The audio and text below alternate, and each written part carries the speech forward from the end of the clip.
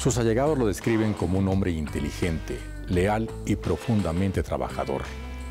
A sus 52 años, suma casi 3 décadas de carrera política en las que ha ocupado importantes puestos como Contralor General de la Secretaría de Salud, Procurador de Justicia del Estado de México y Subprocurador General de la República.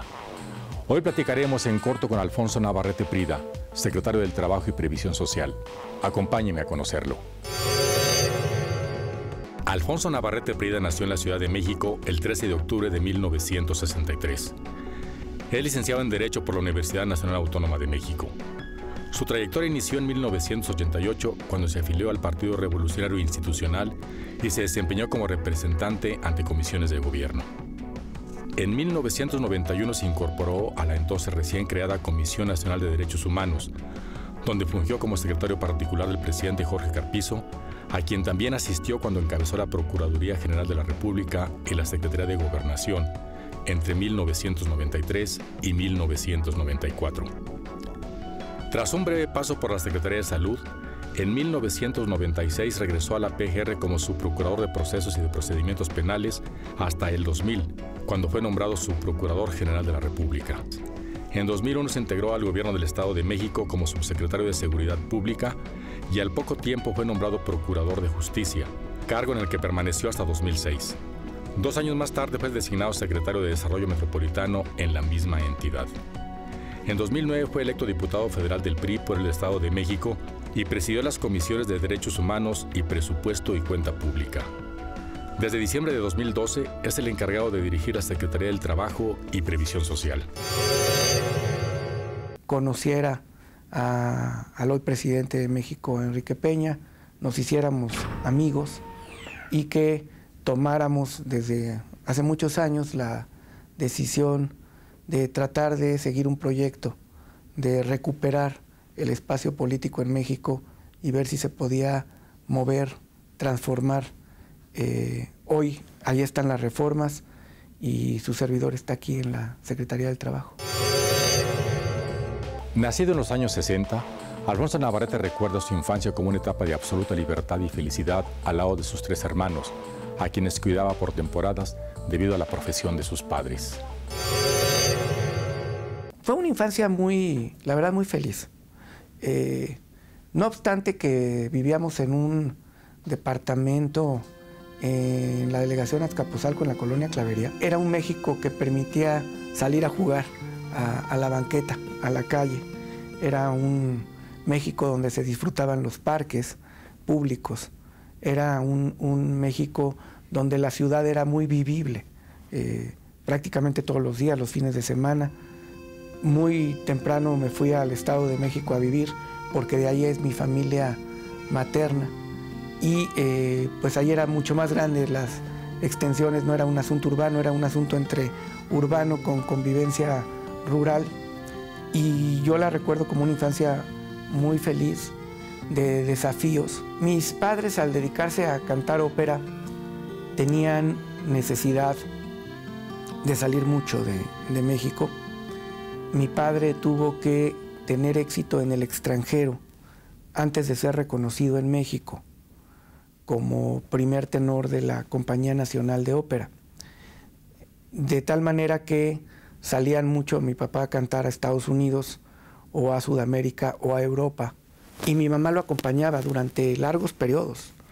Durante ese tiempo, pues digamos que con el cuidado de tíos que nos encargaban, pero no estaban ahí, pues éramos como un poco silvestres, digamos, en el crecimiento, y a mí me tocaba hacerle un poco de hermano mayor, no obstante que tengo una hermana mayor, pero de vigilar que académicamente mis hermanos estuvieran durante ese tiempo y ese periodo haciendo las cosas y cumpliendo con sus...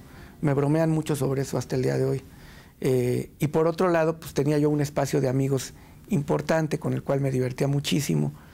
La pasábamos muy bien, pues imagínense un niño en un México distinto que podía caminar, andar, salir, pasear, jugar desde fútbol, béisbol, pero sin olvidar que al final, 7, 7:30 de la noche, pues había deberes y tenía que buscar a mis hermanos, que regresaran a casa y que se pusieran más o menos las cosas en orden para que cuando hablaban mis padres pues, pudiera darles cuenta de que todo estaba tranquilo. Me encantaban, como hasta la fecha, los libros de ciencia ficción. En aquel entonces era novela de ficción, me gustaba mucho Emilio Salgari y leer a Los Tigres de la Malasia. Me gustaba mucho leer a Asimov en sus primeros cuentos, ¿no? En La Fundación y todos los posteriores, que realmente no les entendía muy bien. Me gustaba mucho leer a Ray Bradbury. Me gustaba mucho leer libros de historia de México. Para mí, el espacio de la lectura era súper importante. Lo disfruté también muchísimo. Y hasta la fecha me quedó el hábito de la lectura que sigo disfrutando mucho. Hijo del primer tenor Alfonso Navarrete Fimbres y de la cantante María Elena Prida, el actual secretario del Trabajo creció rodeado de músicos y artistas de renombre nacional e internacional que lo hicieron percibir el mundo operístico de una forma muy particular. Pues ha sido una vida muy polifacética y yo creo que con enormes satisfacciones, con unos padres maravillosos que cumplieron ya 53 años de casados y que tienen una relación pues, de muégano, se llevan como si fueran novios, con un padre que terminó 2 carreras, licenciado en Economía e ingeniero en Sistemas, y que terminó decidiéndose dedicar a lo que él quería en la vida, que era cantar ópera. Junto con mi mamá, que ahí se conocen en la Escuela Superior de Música, y que fue miembro del coro de la Ópera de Bellas Artes durante muchos años. Y esto empieza a formarlo a uno en la vida, porque le enseña a uno a que su biografía la escribe uno, por más problemas que surjan en el camino. La decisión de mi padre de dedicarse a lo que él quería, pues evidentemente tuvo costos. No fue simplemente tomar la decisión y que todo siguiera igual. Hubo cambios en el nivel de vida de mis hermanos, míos, de la familia, hubo sacrificios y al final hubo recompensas, como todo en la vida. Para mí, la ópera de niño, hasta mi juventud, no era ir a disfrutar de un espectáculo, era ir a ver a mi papá trabajar con las complicaciones que implica una profesión como esa. Entonces, el que esté bien de la voz, el que en el área segunda del primer acto le aplaudan porque es la parte más importante, el que no vaya a fallar algo, era un poco angustioso, no era disfrutable. Ahora que mis padres se dedican a sus cosas, digamos, y ya lo hacen por gusto, por los temas de música, ahora es disfrutable, porque no tengo presión alguna para escuchar y al contrario, son recuerdos muy gratos. Inclusive actuaba en Bellas Artes, cuando necesitaban niños que salieran en distintas óperas, pues me llevaban, lo cual era muy bueno porque pagaban bien y me respetaban mis padres el salario, me permitía comprarme cosas. Lo dedicaba o a comprar ropa o a cosas de las que yo tenía ilusión y que mis papás siempre lo veían como hace un esfuerzo, o una bicicleta o cosas así de moda de mis amigos, que al final yo hacía el esfuerzo y ya luego mis papás me terminaban ayudando para completarlo. A eso mayormente lo dedicaba. Curiosamente no al ahorro, sino, bueno, supongo que a esa edad lo importante era gastarlo, no tenerlo. Dentro de esa etapa que también era muy bonita ir a los Cervantinos y ver una lucha que se dio en ese momento, que eso quizá fue algo trascendente, de cantantes de ópera que no tenían prácticamente derechos laborales. A un cantante de ópera en México se le pagaba por función, cuando se requiere estar de tiempo completo. Y en México no hay condiciones para tener temporadas de ópera todo el año.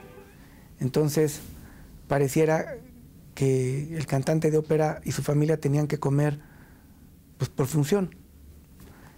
Esa lucha interna de reconocerles una carrera, me tocó a mí vivirla de manera directa, frente a una concepción de finalmente es una libre profesión.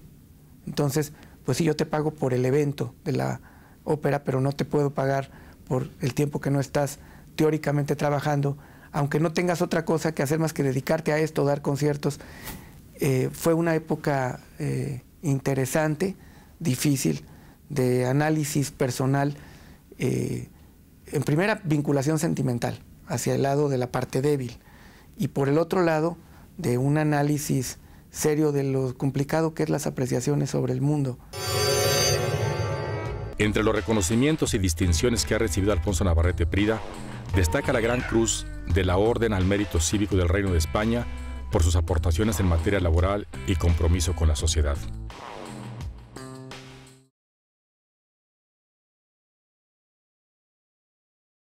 Aunque su formación básica transcurrió en escuelas particulares, Alfonso Navarrete Prida no tuvo dudas de ingresar a la máxima casa de estudios, donde se tituló en 1992 con mención honorífica. En lo académico, me tocó ser parte de un experimento educativo que impulsó el presidente Echeverría, que era educación activa, se llamaba, donde los alumnos no teníamos útiles, el maestro era un guía, y había una serie de fichas por casilleros en donde uno tenía que cumplir las fichas al término del mes y se hacían en equipo. Y se hacía un examen, muy parecido a una educación Montessori, sin ser educación Montessori. Toda mi primaria solamente había un salón con estas características. Toda mi primaria la pasé así. No había uniformes, había compañeros que llegaban en pijama. Era un experimento muy a la Rousseau, que tuvo resultados muy a la Rousseau.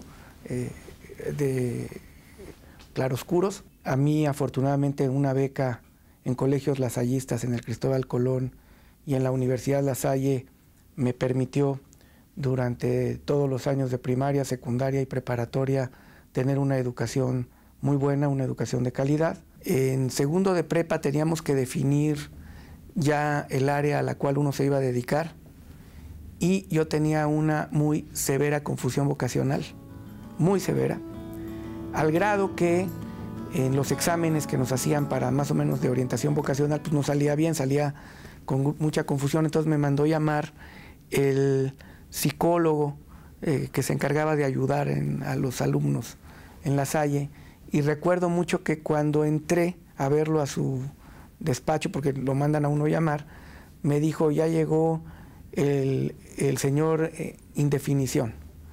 Y cuando entré le dije: no, yo no soy. Luego, antes de sentarme, le dije: bueno, sí soy. Y cuando ya estaba sentado le dije: la verdad, quién sabe. Y entonces me quedó y me dijo: no, sí eres. Hasta que después que salí dije: pues sí soy, no tengo ni idea, tengo que pensarlo seriamente. Y me di cuenta que me gustaba mucho la filosofía. Era uno de los temas, sobre todo una de las ramas de la filosofía, que es la antropología filosófica.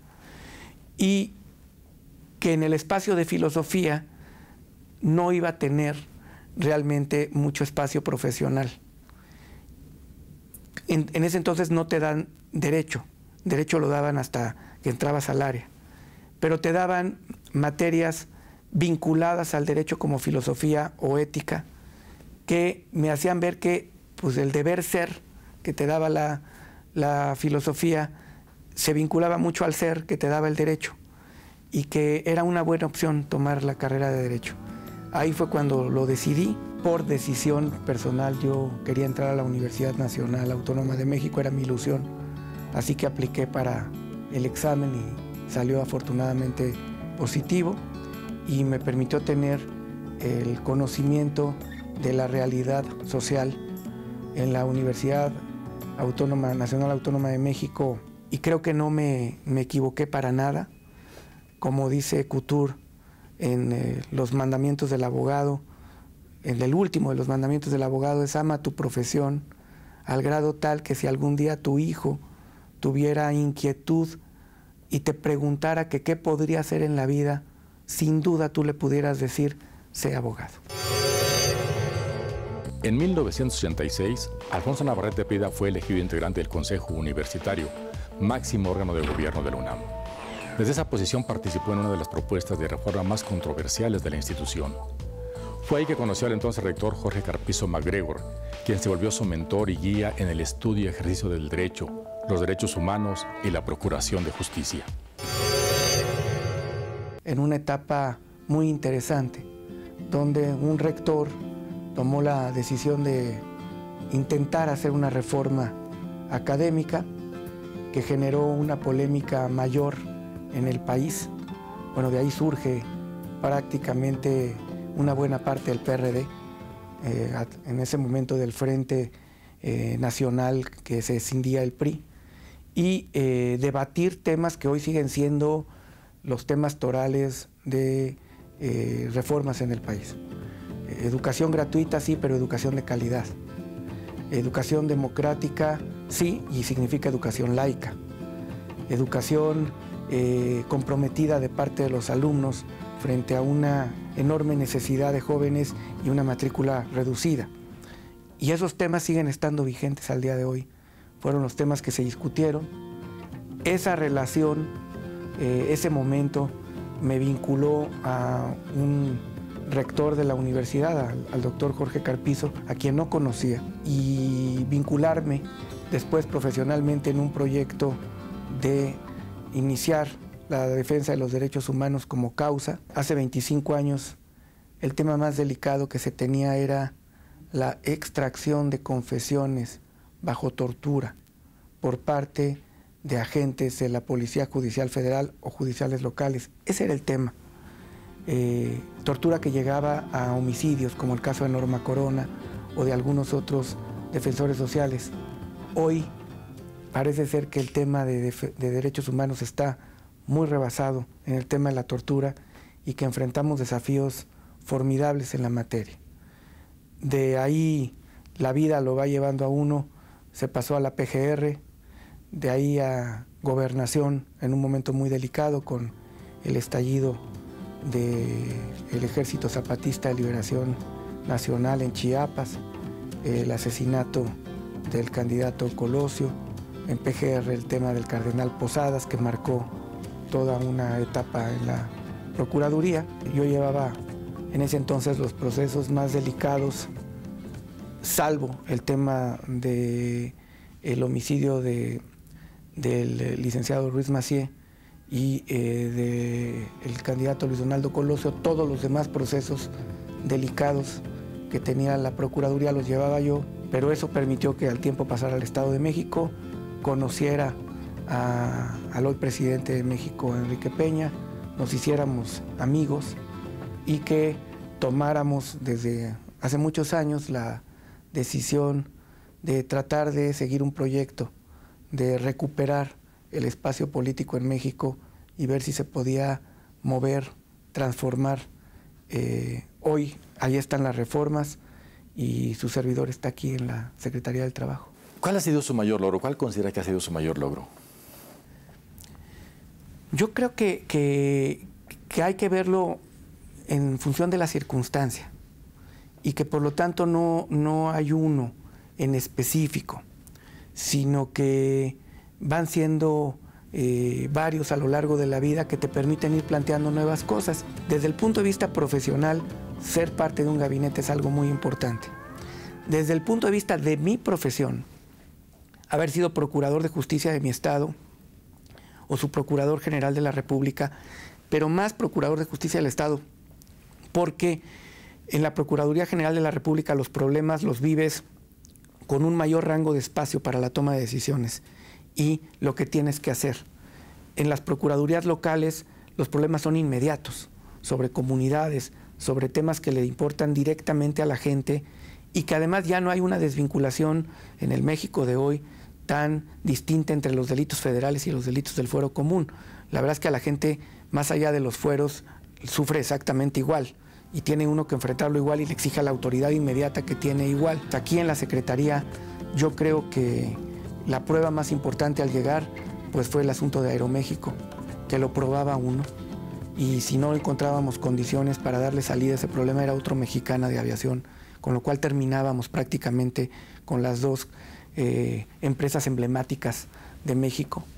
Ese probó al secretario, si había o no había secretario del Trabajo, y permitió además abrir un espacio de comunicación importante con los factores de la producción. Entonces, son momentos de satisfacción intensos, de probarse, donde pues sí, según el momento dan satisfacciones distintas.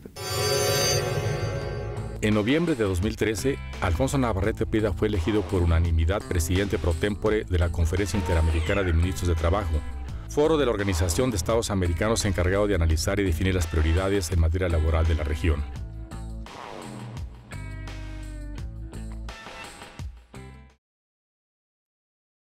A lo largo de su formación y desarrollo profesional, Alfonso Navarrete Prida convivió con personajes destacados de la escena política y jurídica del país, quienes de forma directa o indirecta lo ayudaron a definir su personalidad y vocación. Al maestro recién fallecido Néstor de Buen lo admiro mucho en el derecho al trabajo. Él era uno de los maestros de Acatlán importantes. A un exministro de la Corte que me enseñó a razonar como juez, y eso me hizo ser un buen ministerio público, que se llama Sergio Hugo Chapital, desafortunadamente pues ya mayor, enfermo de Parkinson. En términos de mexicanos en general, desde luego la obra de Octavio Paz es una obra de un mexicano gigante, sobre todo la obra de El Paz de su primera etapa, de El Paz que es capaz de renunciar a ser embajador en la India frente a acontecimientos que sucedían en México, es absolutamente envidiable. Maestros que con una enorme discreción han hecho por México muchas cosas, como es don César Sepúlveda, por citar un ejemplo. La verdad es que en experiencia de vida directa, pues el trato con el doctor Carpizo, además, por la forma en que él tan amablemente como maestro me guió, me permitió conocer a una multiplicidad de personajes nacionales e internacionales, desde Kissinger hasta Mandela, y tratarlos yo y platicar con ellos. Jorge Carpizo yo creo que es uno de los grandes mexicanos de México que ha tenido el país, al margen de lo polémico que fue. Pero también hay que tener claro que él no pidió ser procurador, ni pidió ser secretario de Gobernación. Él, su gran intención de vida fue ser rector de la Universidad Nacional, tener una reforma que no pudo sacar, no pudimos sacar, esa es la realidad, pero dejar ahí la constancia de que hacia dónde se apuntaba y el camino que se tenía. Y después, circunstancias de la vida, fue crear una institución de la que sabía que era ser ombudsman, que creo que fue el momento de él más importante en términos de prestigio del país. Y después no poder decir no a que si tanto criticaste el tema de los comandantes, de las investigaciones de caudillos, de la violación de derechos humanos, que el mayor problema estaba en las policías, sobre todo en las federales, no puedes decir que no a irte a tratar de transformarlas en las procuradurías. Para un hombre que venía de la academia y pasó a gobernación en las mismas circunstancias, no porque lo pidiera, pues había un estallido en Chiapas y se hacía necesario que se dividiera a la sociedad claramente entre la parte institucional, que quería democracia, elecciones limpias, sistemas democráticos institucionales, y aquella otra parte que estaba manifestando un México violento. Y entonces había una necesidad de que llegara a una Secretaría de Gobernación un secretario apartidista, de tal manera que la enseñanza es de una congruencia absoluta, de tener una verdad y defenderla, y no andar con juegos sobre esa verdad, y te hacía ser muy polémico, sí, pero yo prefiero tratar con una gente así. Y sobre todo, ya en lo personal, de la disciplina hacia las cosas para tener éxito, y de algo que poco se ha hablado de él. Jorge Carpizo era un hombre agnóstico, no opinaba sobre los temas religiosos ni de Dios. Respetaba y no opinaba. En el fondo, racionalmente tenía dudas sobre la existencia o no de Dios. Y sin embargo, si aceptamos esa definición de persona, era uno de los hombres más éticos y más morales que yo haya conocido. Entonces no era una moralidad por temor a una represalia, a un premio en una vida posterior o a alguien que te hiciera cuentas en el futuro. Era una convicción personal en esta, sin esperar nada. Y eso es algo que poca gente tiene y que es muy, muy respetable. A más de 3 años al frente de la Secretaría del Trabajo, Alfonso Navarrete Prida asegura que en México existe un clima de paz laboral que se refleja con más de 34 meses sin una sola huelga a nivel federal. Sin embargo, está consciente de que aún tiene temas pendientes que atender. El tema que nos queda pendiente son 2, que es la transformación de la justicia laboral y que está ventilándose una iniciativa a la que se le ha dado poca importancia en la opinión pública, pero que cambia un paradigma de 100 años, que es la desaparición de todas las juntas de conciliación y arbitraje, acabar con los contratos de protección y por lo tanto con los sindicatos blancos y los sindicatos de empresa, y romper, transformar, modificar el pacto fundacional del Estado mexicano moderno del siglo XX que se dio en el 17 con el 123, que ese es el pacto fundacional. El 123 es cómo nos ponemos de acuerdo el sector obrero, los sectores industriales y el gobierno para echar a andar un país. Eso se le llama, en otras palabras, el corporativismo mexicano, el real corporativismo mexicano, ahí está. Y su mejor expresión deformada ahora eran las juntas de conciliación. Cambiar ese paradigma a un México más incluyente es un gran pendiente que hay que hacerlo ahora. Y el otro, el tema de recuperación del ingreso en el salario mínimo aquí, que es un tema complejo, que es un tema que desafortunadamente se está tocando en un momento de no estabilidad económica, ni siquiera en el mundo, menos en el país, y que por lo tanto cuesta mucho más trabajo llegar a consensos. ¿Siente que tiene tiempo para eso? Yo espero que sí, al menos la esperanza no se pierde.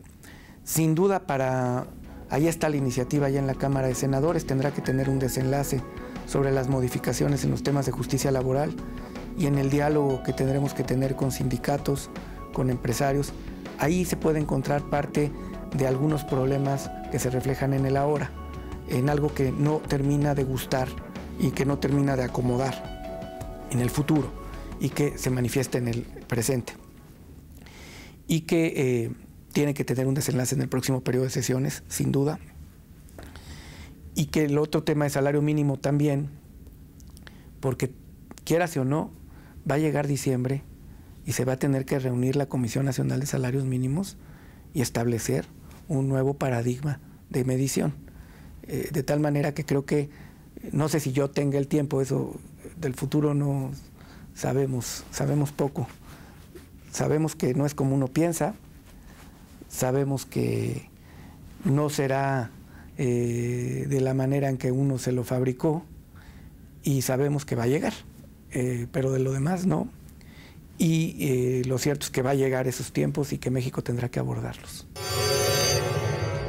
Convencido de que ejercer un cargo público es un honor y sobre todo un compromiso, el secretario del Trabajo, Alfonso Navarrete Prida, asegura que no recurre a la demagogia y por ello procura que su trabajo se convierta en algo trascendente en la vida diaria de las personas. Agradezco su atención y lo invito a que nos acompañe a otra emisión de En Corto, donde conoceremos a otro personaje que está moviendo a México.